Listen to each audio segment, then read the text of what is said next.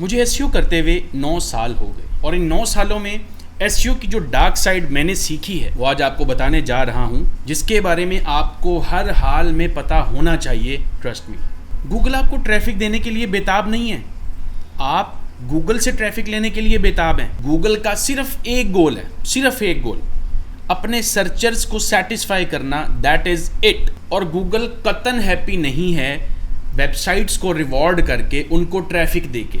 और अगर उन लोगों को सेटिस्फाई करने के लिए गूगल के पास कोई ऑप्शन होता कि वो विजिटर्स आप तक ना भी पहुंचाए, तो वो करता जो वो कर रहा है।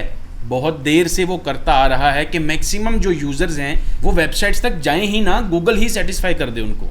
जैसे कि गूगल के जो फीचर्ड स्निपेट्स हैं वो पिछले 10 साल से क्लिक्स को स्टील कर रही हैं, यानी क्लिक्स अपने तक रख रही हैं। गुलाम अली है, ओनर ऑफ gmsdigitals.com, जो कि मेरी एक डिजिटल मार्केटिंग एजेंसी है, एंड ओनर ऑफ gulamaliySEO.com, जहां पे हम डिफरेंट सोशल मीडिया चैनल्स पे सर्च इंजन ऑप्टिमाइजेशन की जो इंटरनेट मार्केटिंग की टॉप स्किल है उसको सिखाते हैं फ्री ऑफ कॉस्ट। आप जाके देख सकते हैं, जिसमें क्विक आंसर्स और यूनिट कन्वर्टर्स, स्टॉक प्राइसेस और वेदर बॉक्सेस, गूगल आपके मेटा डिस्क्रिप्शंस को भी रीराइट करता है, एआई ओवरव्यूज जो पूरी स्क्रीन पर जनरेटेड कंटेंट दिखाते हैं। और ये सब सिर्फ इसलिए किया गया है कि जो यूज़र एक क्यूरी करता है उस क्यूरी के आंसर के बदले में उसको गूगल पे ही रखा जाए, ना कि आप तक भेजा जाए। एक एक्स गूगलर ने लिटरली कहा कि गूगल इंटरनली पब्लिशर्स को ट्रैफिक भेजने को नेसेसरी ईवल मानता है। वो आपके लिए या मेरे लिए नहीं है, और ना ही वो आपकी साइट को कामयाब या ग्रो करने की कोशिश कर रहे हैं। और यकीन करो, आपको ग्रेट कंटेंट के लिए रिवॉर्ड भी नहीं कर रहे, वो सर्चर और खुद के लिए ही काम कर रहे हैं, दैट इज इट।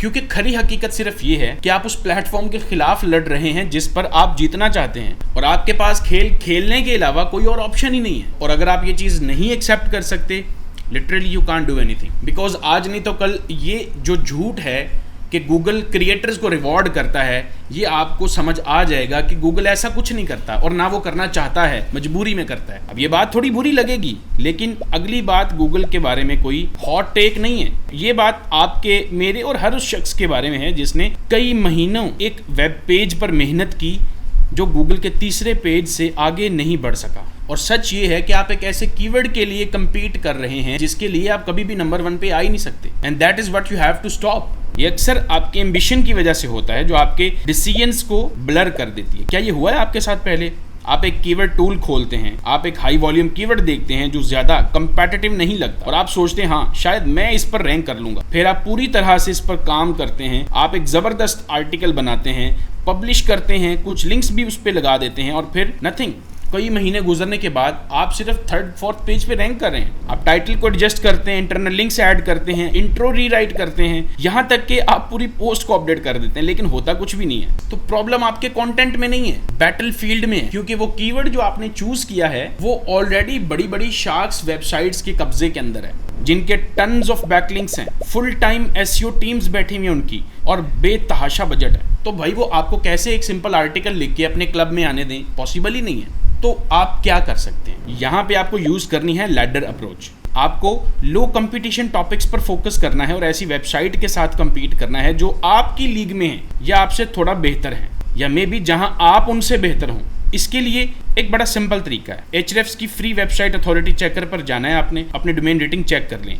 यह आपकी साइट का लिंक अथॉरिटी स्कोर है। एक जनरल रूल ऑफ थंब के तौर पे ऐसी वेबसाइट्स के साथ compete करने की कोशिश करें जिनका DR आप जैसा है। फिर आपको जाना है Ahrefs के कीवर्ड एक्सप्लोरर में और अपनी निच से रिलेटेड एक ब्रॉड कीवर्ड एंटर करें, मैचिंग टर्म्स रिपोर्ट पर क्लिक करें, और अगर आप ब्लॉग कंटेंट लिख रहे हैं तो क्वेश्चंस टैब पर क्लिक करें ताकि इन्फॉर्मेशनल क्यूरीज फाइंड कर सकें। इन केस अगर आपके पास Ahrefs नहीं है, स्क्रीन पे एक सेलर का नंबर दे रहा हूँ, ट्रस्टेड है बट मेरा कोई लेना देना नहीं है इससे, अपनी जिम्मेदारी के तौर पर आप कॉन्टैक्ट करके Ahrefs का टूल और वो जो एक्सटेंशन होती है वो बाय कर सकते हैं। अब यहाँ रिजल्ट्स को फिल्टर करें, कीवर्ड डिफिकल्टी को मैक्सिमम 10 तक सेट कर दें और लोएस्ट DR को थोड़ा कम जैसे 20 पर सेट कर दें। जो आपको मिलेगा वो लो कंपटीशन कीवर्ड की एक लिस्ट होगी जिसको आप जल्दी रैंक कर सकते हैं। जैसे ही आपके पेजेस रैंक करना शुरू करते हैं, आपको ज्यादा ट्रैफिक, ज्यादा लिंक्स, ज्यादा सेल्स मिलेंगी, और फिर आप नेक्स्ट लैडर स्टेप पर मूव कर सकते हैं और सेम फॉर्मूला रिपीट कर सकते हैं। अब ऑब्वियसली एक तरफ आप बहुत बड़े हाई सर्च वॉल्यूम कीवर्ड को छोड़ के एक छोटे मोटे कीवर्ड के पीछे जाएंगे तो ये इतना इंटरेस्टिंग नहीं होगा आपके लिए। लेकिन ये जो लैडर मेथड मैंने आपको बताया है, ये स्टेप बाय स्टेप आपको अल्टीमेटली वहीं पे लेके जाएगा जहां पे वो हाई सर्च वॉल्यूम कीवर्ड आपको लेके जा सकता है। एसईओ एक लॉन्ग गेम है और ये ऐसी गेम है जिसमें आप हार जाने के लिए बने हैं अगर आप इम्पॉसिबल कीवर्ड्स पर टाइम वेस्ट करते हैं। लेकिन यहां तक कि अगर आप विनेबल कीवर्ड्स भी चूज कर लेते हैं, रैंक कर लेते हैं और ऑर्गेनिक ट्रैफिक हासिल कर लेते हैं, इसका मतलब ये नहीं है कि आपने गेम जीत लिया है, क्योंकि रैंकिंग और ट्रैफिक गोल नहीं है, कभी भी नहीं था। सेल्स का गोल है। एसईओ ट्रैफिक सिर्फ आपके कंपनी के लिए एक डिलीवरी सिस्टम है। अगर वो ट्रैफिक आपके बिजनेस को आगे नहीं बढ़ा रहा, वो कस्टमर्स नहीं लेके आ रहा, लीड्स या रेवेन्यू जनरेट नहीं कर रहा, तो वो ट्रैफिक बेकार है। क्योंकि मेन चीज तो ये है, रैंकिंग का कोई फायदा नहीं है अगर वो ट्रैफिक जो आ रही है वो आपके बिजनेस के गोल्स को अचीव करने में हेल्प ही नहीं कर रही। एसईओ कोई बिजनेस स्ट्रैटेजी नहीं है, ये सिर्फ एक ट्रैफिक सोर्स है। इसलिए हमने कीवर्ड्स को सिर्फ सर्च वॉल्यूम या कीवर्ड डिफिकल्टी की बेसिस पर चूज करना छोड़ दिया है। इसके बजाय हमें एक ऐसा मैट्रिक चाहिए जो हमारी कीवर्ड रिसर्च को और ज्यादा पावरफुल बनाता है, जिसके लिए ये 3 पॉइंट स्केल यूज कर सकते हैं। 3 का मतलब है आपका प्रोडक्ट एक प्रॉब्लम के सोल्यूशन के लिए बिल्कुल जरूरी है। 2 का मतलब है आपका प्रोडक्ट हेल्पफुल है लेकिन क्रिटिकल नहीं। 1 का मतलब है आपका प्रोडक्ट बेयरली मैटर करता है। मिसाल के तौर पर अगर आप कॉफी ग्राइंडर्स बेचते हैं तो बेस्ट कॉफी ग्राइंडर्स जैसे टॉपिक को 3 पॉइंट्स मिलेंगे। आपका प्रोडक्ट इस टॉपिक का सोल्यूशन है। How to make French press coffee को 2 पॉइंट्स मिलेंगे। आपका ग्राइंडर एक रोल प्ले करता है लेकिन एक बिगर प्रोसेस का हिस्सा है। व्हाट इज अ बुर ग्राइंडर, इसको 1 पॉइंट मिलेगा। शायद पासिंग मेंशन मिल जाए, लेकिन कोई रीडर खरीदने के लिए रेडी नहीं है इस कीवर्ड से आने वाला। ये प्योरली एजुकेशनल है। तो इस स्केल से आपको ये पता चलेगा कि कौन सा कंटेंट पीस आपके बिजनेस के लिए पैसा जनरेट कर सकता है। और अजीब बात यह है कि अगर आप how to rank in Google query के लिए टॉप रैंकिंग पेजेस को देखें तो इनमें से कोई भी इस बारे में बात नहीं करता, एक भी नहीं। बस वही 3 pieces of advice bar bar repeat कर रहे हैं। क्वालिटी कंटेंट क्रिएट करें, सर्च इंटेंट मैच करें, बैकलिंक्स हासिल करें, दैट्स इट। अब ये रॉन्ग तो नहीं है, लेकिन कंटेंट हॉलो है। यहाँ पे कॉन्टेक्स्ट को स्किप कर रहे हैं ये। तो यहाँ पे 2 रियलिटीज बताऊं आपको। ज्यादातर एसईओ एडवाइस रिसाइकल्ड है।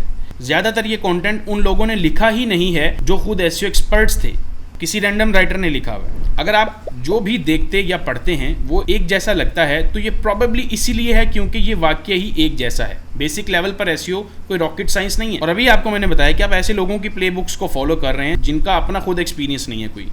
तो इन केस अगर आप किसी मैजिकल पिल के वेट में हो तो क्या चीज़ वर्क करती है क्या नहीं, तो मैं आपको रिकमेंड करूंगा इस वीडियो को बंद करें, या कोई चीज़ पढ़ रहे हो उसको बंद करो, एक्चुअल में काम करो।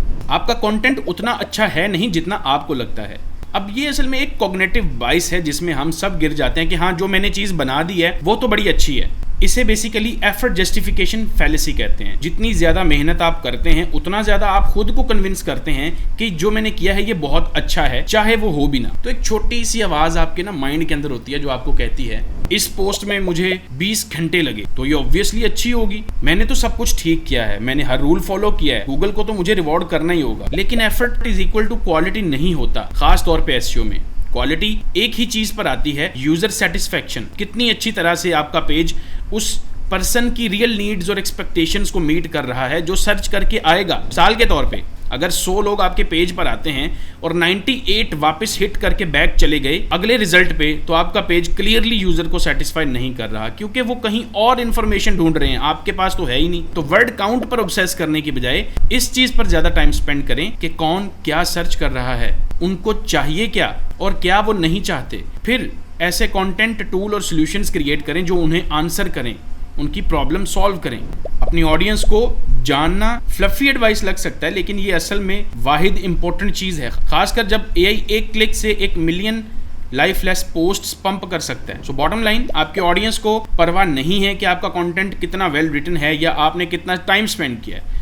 ऑल दे केयर इज क्या उनका मसला हल हो रहा है या नहीं हो रहा, और यही सर्च इंटेंट सर्व करना है, period. That's all for this video. अच्छी लगी है तो लाइक करना और ऐसे कंटेंट के लिए सब्सक्राइब कर लीजिए। See you in the next one, take care.